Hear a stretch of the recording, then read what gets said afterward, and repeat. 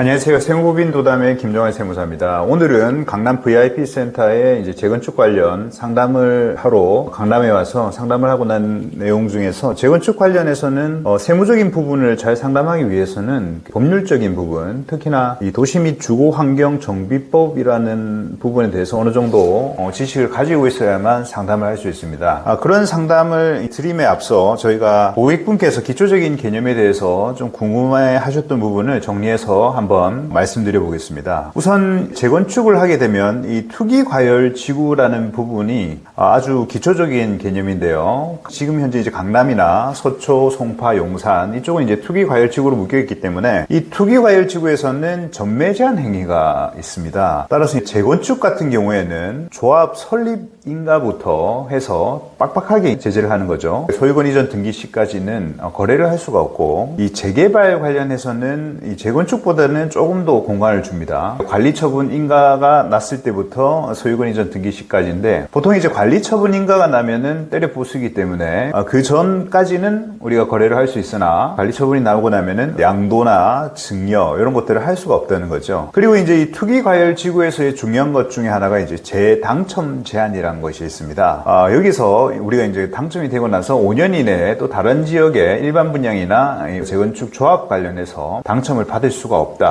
이런 부분에 대해서는 이제 기본적으로 알고 계셔야 되고, 하지만 이 투기과열지구지만 전매를 할 수 있는 예외적인 사유가 법에서 나와 있습니다. 도시 및 주거환경 정비법에 보면 그 예외적인 사유가 가장 빈번히 발생하는 것 중에 하나가 1세대 1주택자로서 소유기간이 10년 이상이거나 거주기간이 5년 이상인 경우, 이런 경우는 이제 실소유자지 않습니까? 이런 사람들은 팔 수 있게끔 해줍니다. 그리고 세대원 전원이 모두 다 해외로 이주해서 2년 이상 해외에 체류하는 경우에도 팔아야 되지 않습니까? 그래서 그런 부분은 예외적인 상황이 있어서 간혹 투기과열지구지만 딱지 거래가 갈 수 있는 그런 물건들은 여러 물건들로서 피해가 상당히 많이 붙죠. 그리고 이제 상속은 예측할 수 없지 않습니까? 그런 상속에 관련된 부분이라든지 조합 설립 인가가 났는데 3년간 사업 시행 인가 신청이 없는 곳, 계속해서 이게 묶여 있을 수 없지 않습니까? 그럴 때는 이제 팔 수 있게 하는 그런 예외적인 규정들이 있다라는 개념을 이해하셔야 되고요. 그리고 이제 중요한 것이 이제 분양 신청 관련해서입니다. 간혹 하다가 이제 투자자들이나 이렇게 분양을 신청을 해야 되는데 주소지에 대한 이전이 조합에 통보가 되지 않거나 해서 분양 신청 기간을 놓쳐버리는 경우,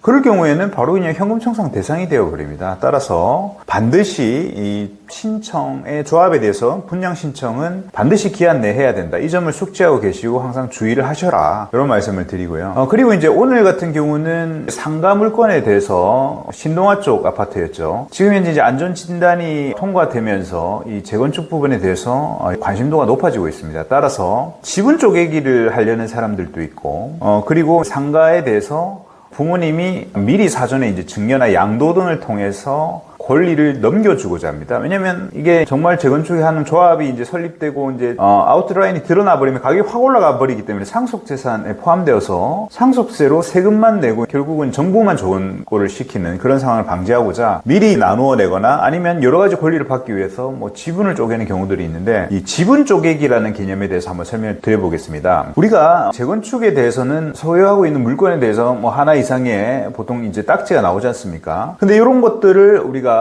너무 이제 많이 해서 하나의 물건에다가 수십 명이 공동 등기를 해놓고 땅을 이제 쪼개서 공유 지분을 만들어 놓고 나서 재건축이 이제 통과되어 버리면 그 지분 쪼개기 때문에 뭐 상가 구성원이나 이런 사람들이 너무 많아져 재건축이 진행이 되지도 않는 그런 상황들이 발생을 하였습니다. 따라서 이 지분 쪼개기라는 개념은 우리가 딱지를 받을 수 있는 권리를 여러 명이 이제 갖고자 하는 이런 행위를 했는데, 법이 들어와서 어느 정도 지금은 조금 제재는 생긴 부분이 있지만 그래도 아직 구멍은 남아 있습니다. 그래서 이 지분 쪼개기는 우리가 도시 및 주거 환경 정비법 제77조에 보면은 존유 부분의 분할로 토지 소유자 등이 증가한 경우, 이런 부분이 지분 쪼개기인데, 그게 이제 법에서 얘기하고 있는 주민 공람의 공고일 이후 아니면 그 시전에 따로 지정하는 날짜가 있습니다. 그 이후에 지분 쪼개기를 해버리면 전부 다 현금 청산의 대상이 되어버린다는 거죠. 소위 이제 이런 것들은 물딱지라고 해서 권리를 받을 수가 없습니다. 주택을 소유할 수 있는 권리인 입주권을 받을 수가 없다는 거죠. 그래서 이런 부분은 항상 항상 공고하는 날짜가 언제인지, 만약에 지분을 나누거나 증여를 하더라도 그 전에 어느 정도 이런 작업을 할 수 있도록 하는 것이 우리가 권리를 받을 수 있는 행위다, 이렇게 이제 이해를 하셔야 되고, 그리고 이제 이런 지분 쪼개기가 너무 많아져 버리니까 상가 같은 경우에는 동의요건에 미달해도 통과시켜 버릴 수 있다라는 이런 이제 법령이 들어왔고, 그 법령 시행은 24년 1월 30일에 이제 개정이 된 겁니다. 따라서 이 상가 부분에 대해서는 정관에 일정한 규정을 두거나